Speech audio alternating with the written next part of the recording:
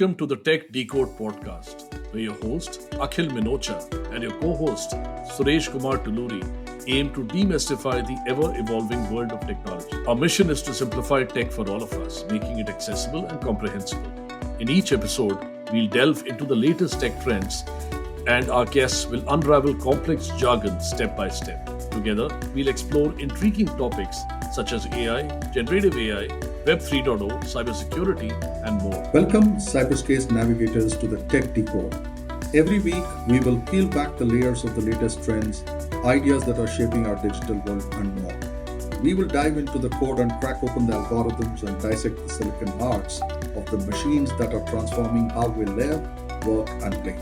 So plug in, tune in, and let's simplify the intricacies of the technology that shapes our world. This is the Tech Decode, and we are ready to crack the code together.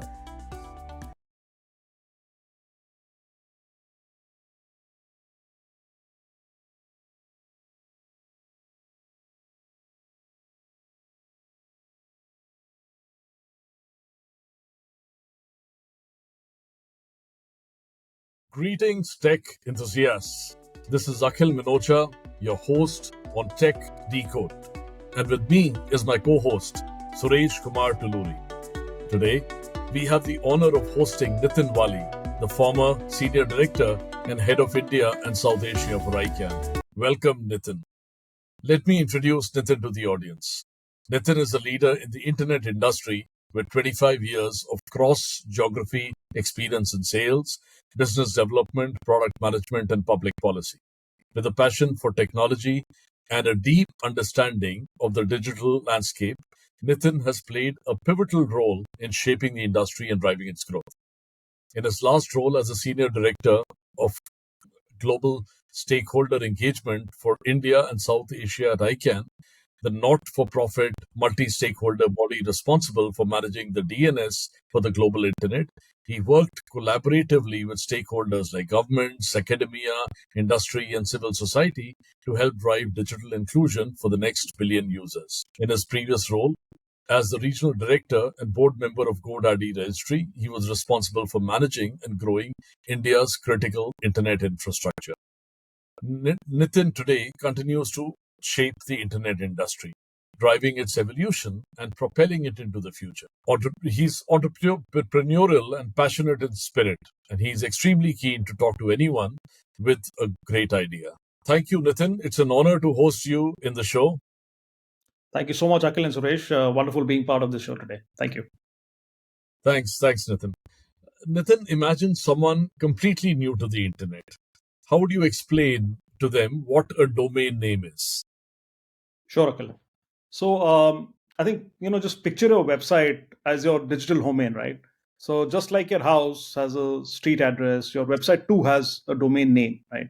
It's this unique human readable address that people type in their browsers to find you online. Okay. Think of it as your, maybe your online doorbell, leading visitors right to your virtual doorstep.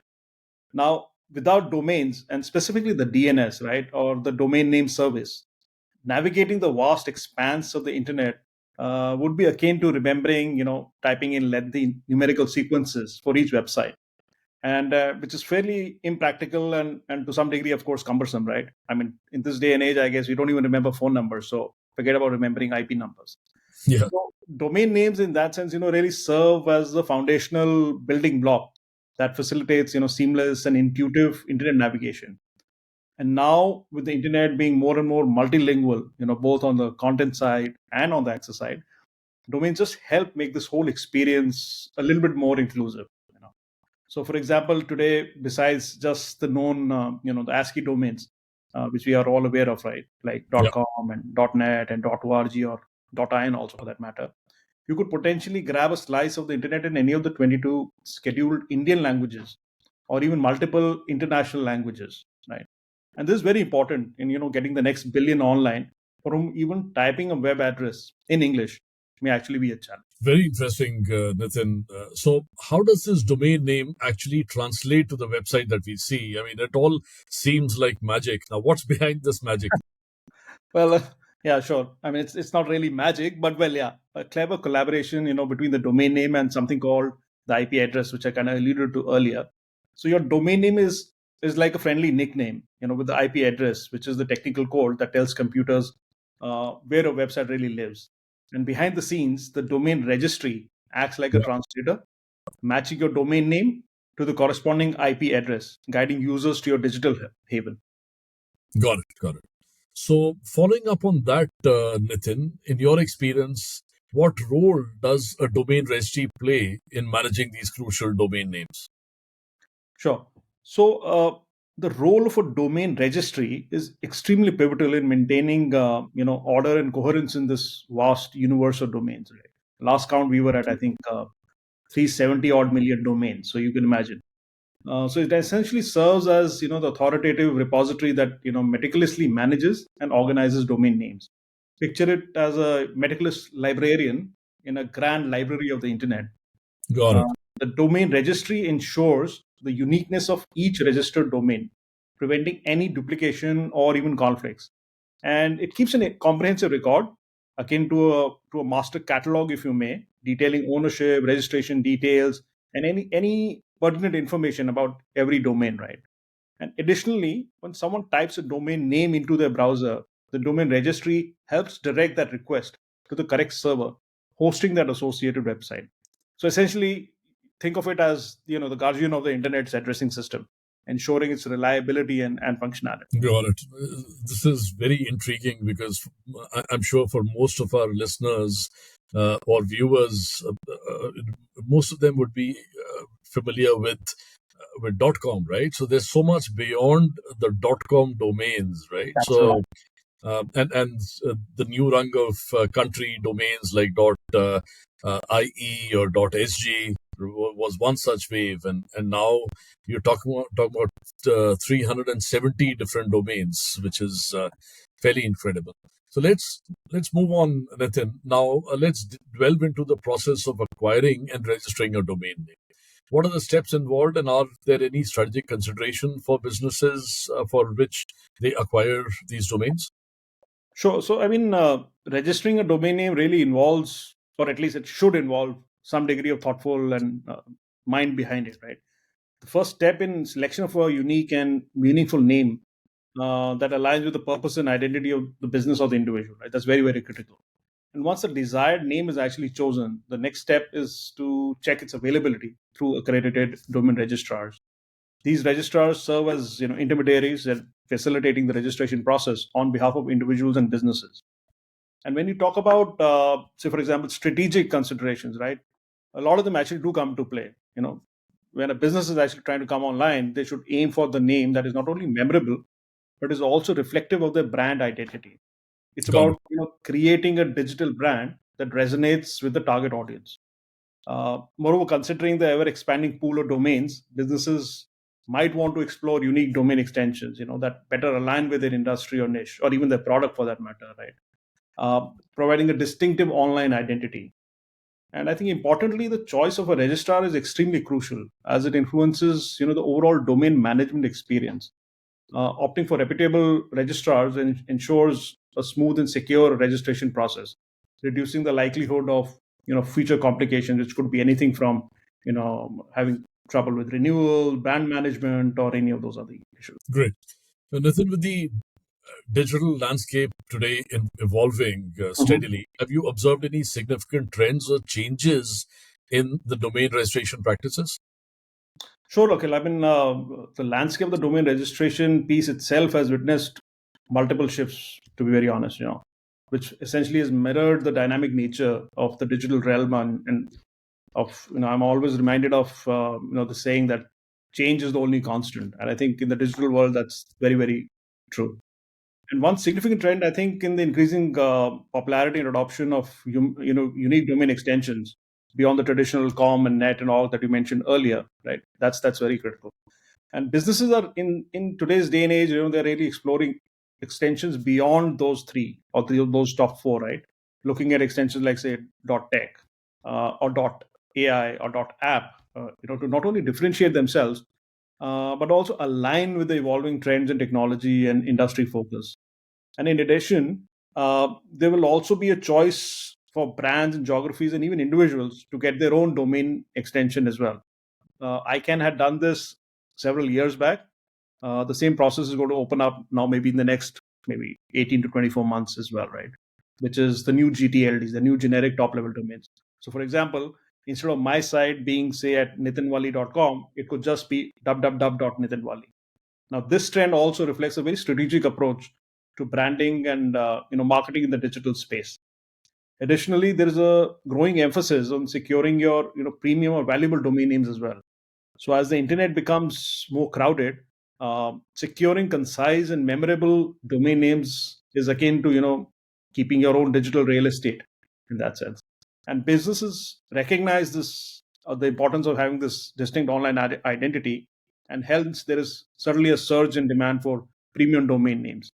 And this evolution, I think, highlights the strategic importance that businesses place on the digital presence and branding strategy. Extremely valuable insights, and especially what you said about removing the .com at the end of the domain name, right?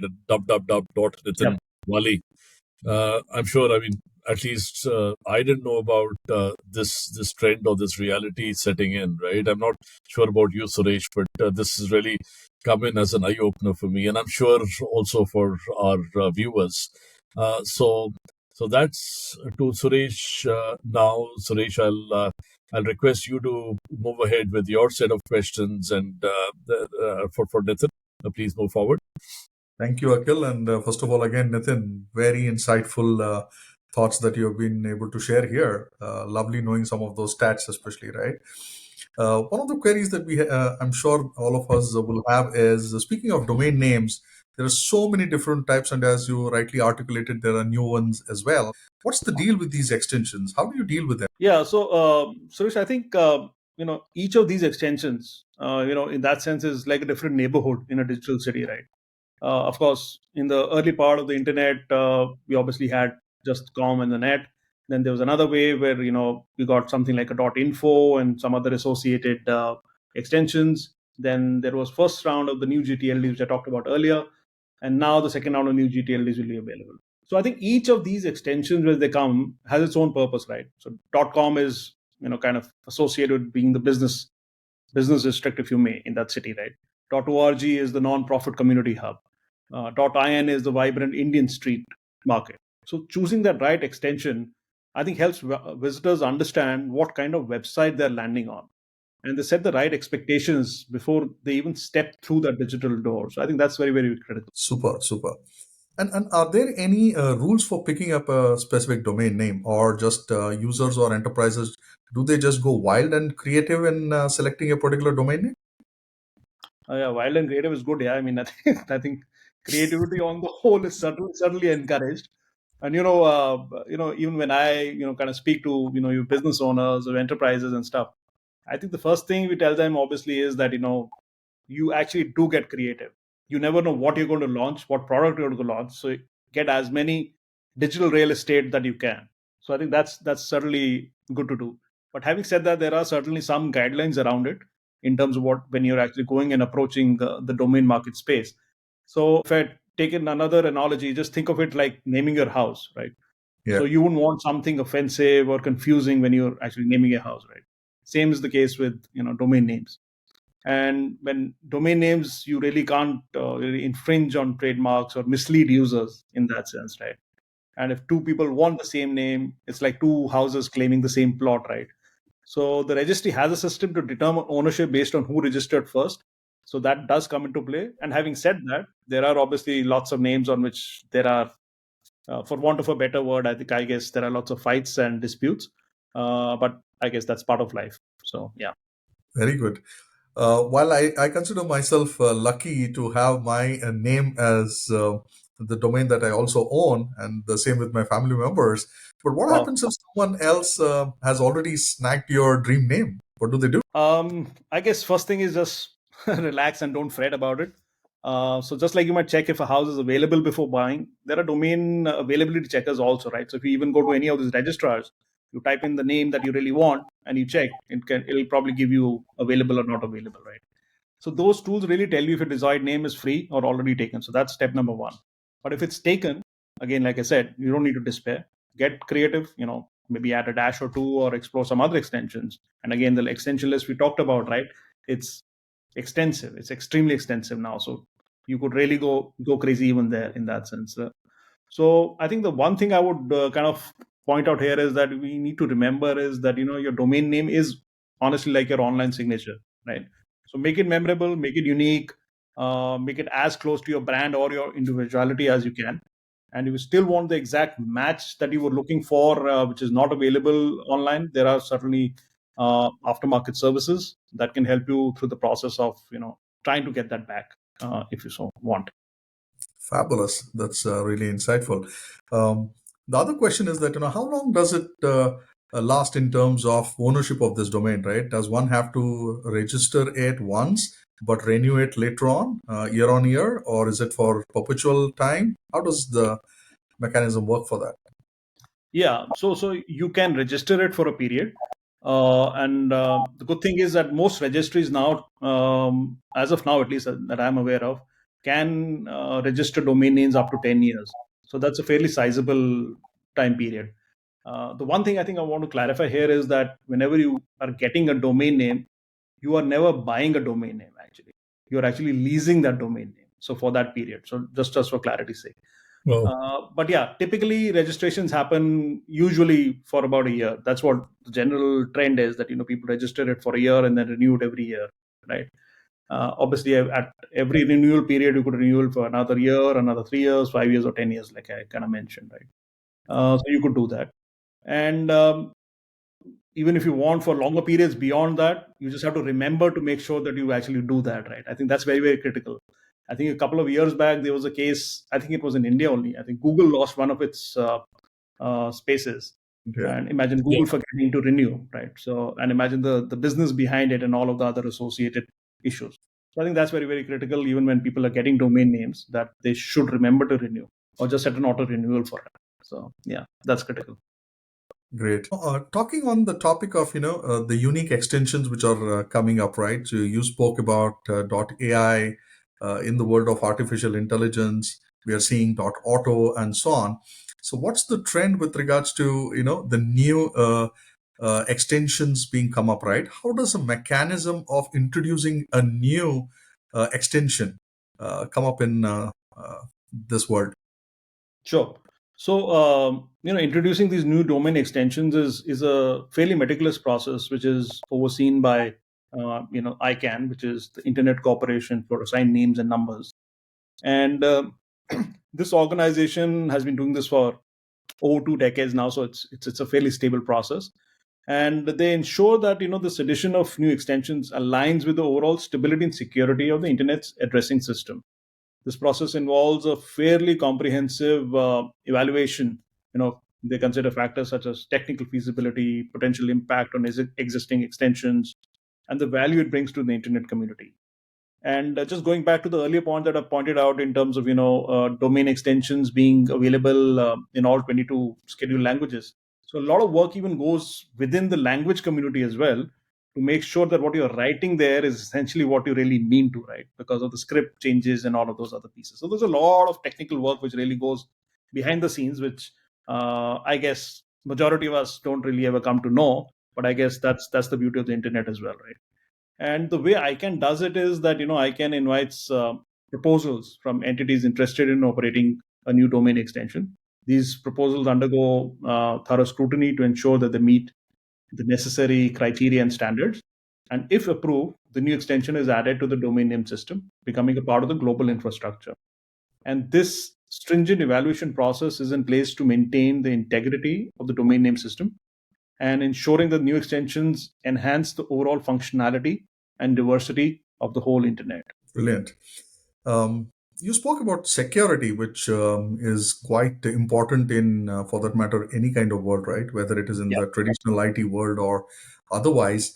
How does security come into play in terms of maintaining the integrity of the domain registration system itself? And what measures are taken to ensure that these security measures are implemented?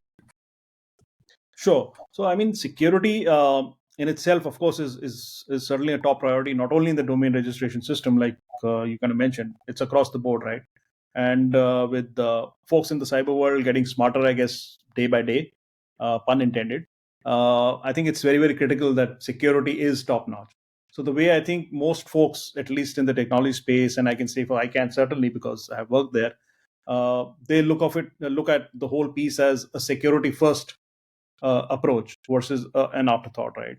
So one of the key mechanisms, and they obviously keep on kind of improving on what is required from a security perspective, but one of the key mechanisms in place is implementation of something called the DNSSEC, or the domain name system security extension, right? Now, DNSSEC is a set of security protocols designed to add a layer of authentication and integrity to the whole domain resolution process. And when DNSSEC is implemented, it involves the use of cryptographic signatures to verify the authenticity of the information provided by the domain registry. This ensures that when a user enters a domain name into their browser, the information received is indeed from a legitimate source and hasn't been tampered with during transmission. It helps mitigate risks such as DNS spoofing or cache poisoning, and provides a more secure and trustworthy environment for users and businesses operating in the digital space. I mean, end of the day, I mean, I guess, like I said, uh, there are lots of smart folks in the digital realm, right?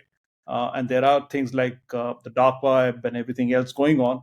But I think ongoing improvements is just a way of life, and that's one of the pieces that happens. And DNSSEC is just one example. Fabulous. So you spoke about legitimate sources and so on. And if you try to take segue into a global perspective of how these domain names are managed and the registries which exist across different countries and regions, what's the mechanism behind all of these regions and geographies, etc.? How do you sort of go about it? Sure. So, I mean, the management of domain names and registries, of course, does exhibit variations across countries and regions, and of course, influenced by policies and regulations established by each respective governing body. And typically, what happens is things like com and net, which are the generic top level domains or the GTLDs, are run by bodies like, say, for example, VeriSign running .com, which are private entities. But the country code top level domains or the CCTLDs, for example, for us in India, it's .in. Say for Russia, it'll be .ru. There will be a body which is actually run essentially by the government or the ministry in that sense. So in terms of adoption of their own policies, there is a bit of a variation there. So some countries adopt a more open and liberal approach, allowing for broader access and registration. Some countries may want to enforce extremely stringent controls, placing restrictions on certain domain extensions or imposing specific eligibility criteria. Right. So, for example, in some countries, there might be requirements to provide proof of residency or business operations within the country to register a domain with a specific country code extension, right? So like .uk, .us, or .au for that matter, right? So you need to actually provide your proof, maybe a tax proof or something, to get that domain then. Now, these variations, underscore the importance of understanding, obviously, the regulatory landscape when engaging in a domain registration activities, especially for businesses, with a global presence. And that's where, at times what we do is, even in terms of if somebody's coming out for a consulting experience, it's best then to get your domain in those specific top level domains and the CCTLDs if you're really looking at expanding globally. As they say, right, in-house search through the CCTLD or the in-country domain extension tends to give you some degree of higher SEO weightage. So in terms of branding, that kind of helps. Phenomenal. Maybe one of my last questions as we get towards the end. From a business perspective, how vital do you think is the strategic domain portfolio management, and what are the common pitfalls should one or enterprise or a business avoid? So I think strategic domain portfolio management certainly holds immense significance for businesses in today's digital landscape. A domain portfolio is essentially a collection of domain names owned and managed by a business or an individual, right? So from a strategic standpoint, this involves not only acquiring relevant and brand aligned domain names, but also actively managing and monitoring them to ensure maximum effectiveness. I know of enterprises in India which have thousands of domains just from a brand management perspective, right? But of course, majority of them obviously are cold storage. They're not used. But those are one of the pieces in this puzzle, right? So businesses essentially should view their domain portfolio as a crucial component, of their overall brand strategy. It's a mean of protecting brand identity. Certainly, it's a mean of expanding your digital presence and mitigating potential risks. Right. So common pitfalls that businesses should be wary of, include neglected domain renewals, which I really talked about earlier. Imagine somebody like a Google not doing a renewal, which could lead to unintentional loss of not only valuable domains, but even associated knowledge along with that, right? You think of domains, you think of emails, you think of websites which are hosted on top of that. There's a lot of stuff that really happens, right? And additionally, I think not monitoring for potential infringements or even unauthorized use of similar domain names can pose a risk to brand reputation, right? Imagine, if you just want to go online and you type in makemytrip.com, but it's from makemytrip.com, you type in, whatever, makesmytrip.com, and that's a site that's been taken off by a not so reputed gentleman or a company, and you land somewhere else, and that's where cyber harm also comes into play. So that's very, very critical. And lastly, I think overlooking this impact of new domain extensions on the overall brand strategy could also result in missed opportunities, for differentiation and visibility in the digital space. In the past, when I talked about the new GTLDs being offered several years back by ICANN, there were lots of organizations which actually came on board, which were enterprises, right? So even in the context of India, for example, SBI, the State Bank of India, which is the largest bank, still uses the .SBI extension, which gives that trust that you're actually at the right site. So I think, yeah, these were the few thoughts that I had. Lovely. I think, a phenomenal set of, information and data that we have had in this conversation. And I'm sure as much as our audience would love this, me and Akhil for sure would have got a lot more informative and educated from this conversation. So what about you, Akhil? Akhil, can't hear you. Sorry. I can't Mute. hear you. So Okay. All right. Sorry, I was on mute. no Yeah, I worries. was on mute. Yeah. Yeah. So no worry. So thanks, Suresh. And while Suresh is absolutely right that it's been very insightful for both me and Suresh, and we've learned a fair bit. And before we wrap up, I wanted to ask you a couple of questions. One of it was on the domain names like nitinwali.com and Suresh kumartuluri.com, right? Suresh, you mentioned that you have also registered a domain name of your own, right? So I want to move to a particular different facet of this. So I had registered a domain name, akhilminocha.com, and I it's been generally inactive, and I went to the GoDaddy website about a year later, and I saw that it had a value, right? And it showed as the current value. So I wanted to ask you, how does that algorithm work? What defines the value? Because that value was different than what I had bought it at. I mean, not much of a change, but I just wanted to understand the logic in terms of dynamics is your domain name which you register, does it constantly go through an evaluation on the value? So I think at a very high level, Akhil, it's a simple demand supply piece here. So akhilminocha.com obviously will be very, very critical for you. It may not be very critical for me, right? And the other piece also obviously is on the business side. When you look at it, generics obviously make a lot of sense. So somebody has, say, for example, getmetolondon.com. I'm just throwing an example, right?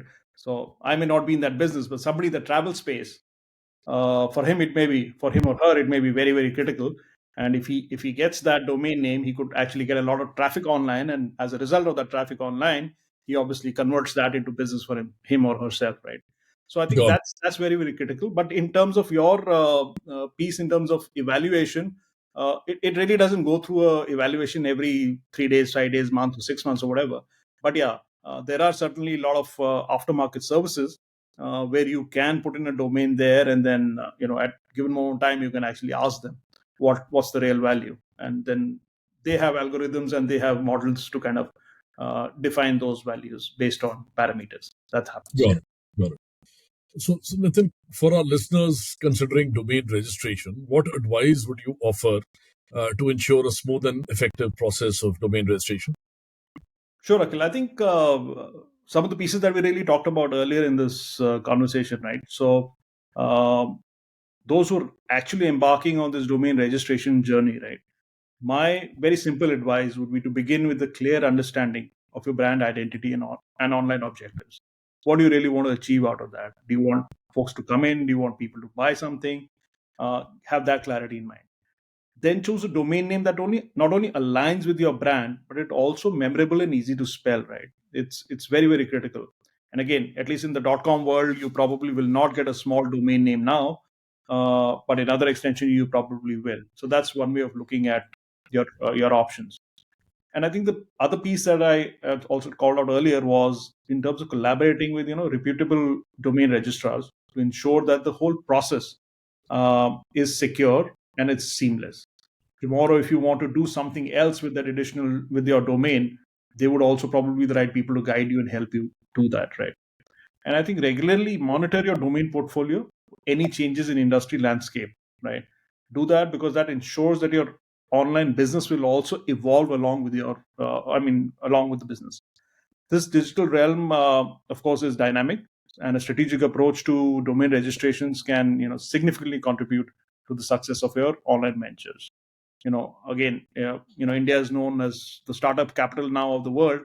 I know of companies who obviously think through about a business, but also look at the availability of their domain name of the idea itself.